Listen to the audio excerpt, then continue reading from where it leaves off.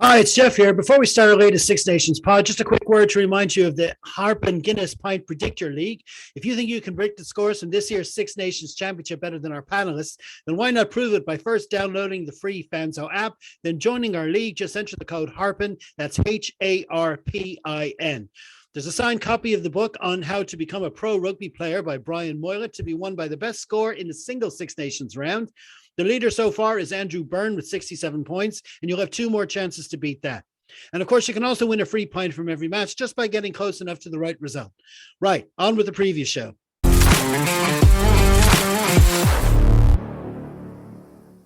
Hi, my name is Jeff Pagano, and welcome to the Harpin and Rugby Preview Show. Join me to look ahead to this week's United Rugby Championship action is someone earning cap number 48. Welcome back to Mr. Neil Keego Keegan. How are we? I hope you're well. And just to make sure everyone is aware, I'm wearing a dry robe. I'm not going for a swim. It is just so cold in our house that I have to wear it. So it's a bit shiny on screen. Hopefully, it doesn't ruin everyone's weekend. Just to confirm, it is not a wet robe. Okay. Okay. Listen, now before we get to this week's preview, Keego, why don't you tell us what you thought about the win over Italy last weekend? Yeah, it was. You and I were talking, and we were kind of going plus 30, and it obviously didn't work out that way. I do feel we had 24 in the midfield as opposed to 25 in terms of numbers on jerseys. I think that's an issue. So two 12s, and there was a little bit of complacency between them and our 10. So I think that's something that the lads, the team management team, can take and run with, and say maybe with Frawley coming in this weekend, Osborne back in this weekend, that might be another option for that 13 channel. But no, like, it's a win. We got out of there. But like, it's nothing to write home about. It's a kick in the bum, and it's, you know what I mean? We move on. It's, what was it, 14 points, 15 points? Like, yeah. Let's just move on from it, you know? Absolutely. Okay, well, listen, now it's time to start harping on this week's feature match, which, as you can see there, is Edinburgh v Leinster in round 15 of the 22-23 BKT United Rugby Championship. It kicks off at the Dam Health Stadium at 5:05 p.m. on Saturday, March the 4th. The match is being broadcast on Chichi Kahar, via Play, also known as Premier Sports, and URC.tv. Now, Leinster named their starting lineup on Thursday, so let's have a look, starting with the back line. At fullback, Kieran Frawley. The wingers are Dave Carney and Jordan Larmour. The centres, Jamie Osborne and Liam Turner. And the halfbacks, Luke McGrath and Harry Byrne. This should have an OnlyFans page, this back line. Like, it's unbelievable. You look at, okay, it's great that Frawley's back, and he's back at 15. So is that his least played position? I don't know. Like, he's played all over the place, but we have him and Osborne on the pitch. Jordan Larmour is playing hungry again. He's a bit big, and he's a bit angry again. He's back to his showy offy ways, his fancy feet, which is great. I think Dave Carney, we're going to look back on the job he's done in that blue jersey. We're going to look back over pints and kind of pick memories of things he's done for his 112-year career. But anytime you've got Frawley and Osborne on the pitch, I'm happy. The guys around them are just, they're equally as hungry. Their push for that green jersey is not over. And so we're going to see games like this where they have an opportunity, they will have a lot of time, they will push, they will try, not that they don't, but they will try more than usual. And it's going to be great. Like, you can't beat that back line. You can't argue. Absolutely. Yeah, there's a lot of talk about, like obviously it's great to see Frawley back. A lot of talk about where he's playing. Like you say, he's a fullback this time. There's a lot of theories out there for that. Is it something maybe Andy Farrell wants to see him playing there with a view to maybe the World Cup down the line? It'd be good to have more versatility.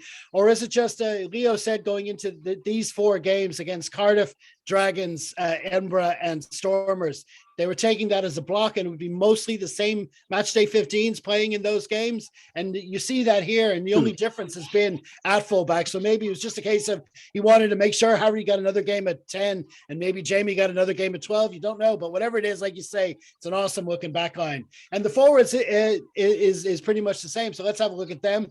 The front row is Michael Milne, John McKee and Michael Alatoa. Second row, Ross Maloney and Jason Jenkins. And the back row, Rhys Ruddock, captain, Scott Penny and Max Deegan.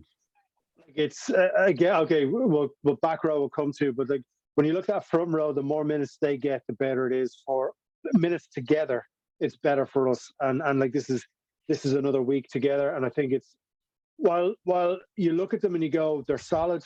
There's very few times we'd be setting up t-shirts for them in the line out, with all due respect to them right now. But the more time they get together, the more time they're in competition together, the better. This would be, I think Alatoa is really coming along. I think, in that position where we know Tig is going to be taken care of, and we know Porter's going to be taken care of on the other side. The ones in the threes are going to need to really put themselves in the shop window. You could be looking at a semi-final where one of the guys are injured and one of these two are going to have to step up. I know we've got Ed Byrne and all these other players as well, but they're also wrapped up a wee bit. So I think when you look at Michael Milne and Al Alatoa, they have to have big showings going forward now to put that pressure on the guys coming back.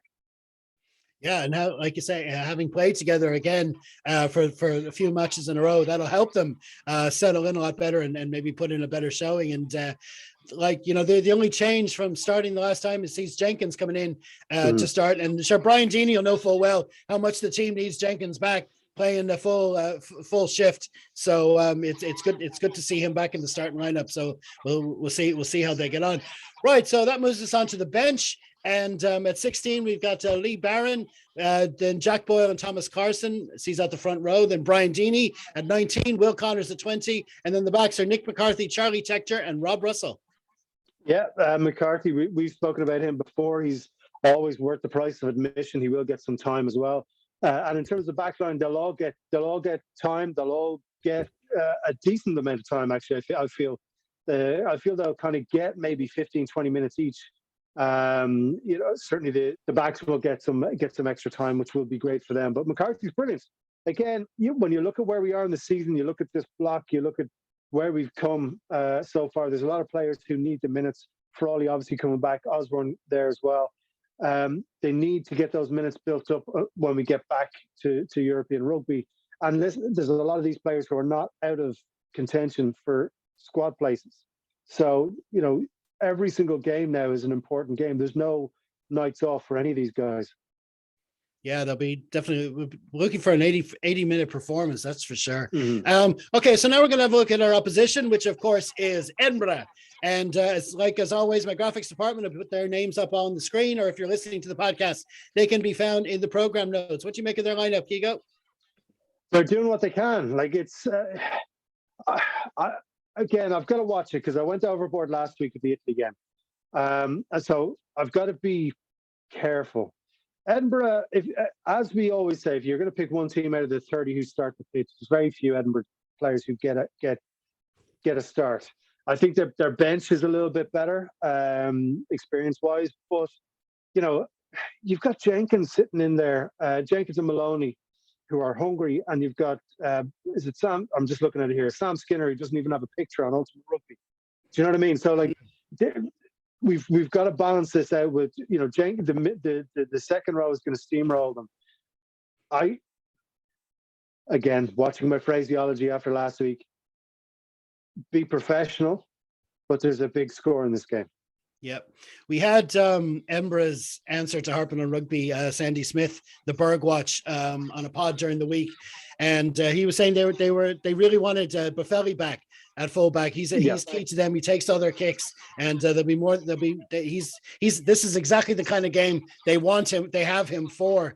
And but they know. So you look at their back row. You got Crosby, their skipper, Hamish Watson, and Mata. I mean, that's quite a back row. I mean, we've got a more than decent one too. But there are a lot of areas where they will be able to challenge us. And a couple of names on the bench there, Vanderwalt and Haining as well. So it's considering it's right in the middle of the Six Nations, it's not a bad squad they're putting out. Yeah. Go on. Yeah, but you can see what they're trying to do. You can see they're going to try and squeeze that front row. They're going to try and squeeze as many penalties as they can, and be hopeful that the kick can be made from kind of 5 meters in from the halfway.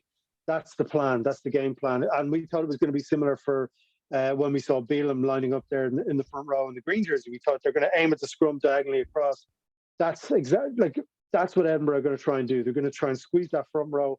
They know that the second row and the back row can do the job, but that's where our front row have to be confident in each other, confident in the time they've spent together, and know precisely what each other is doing.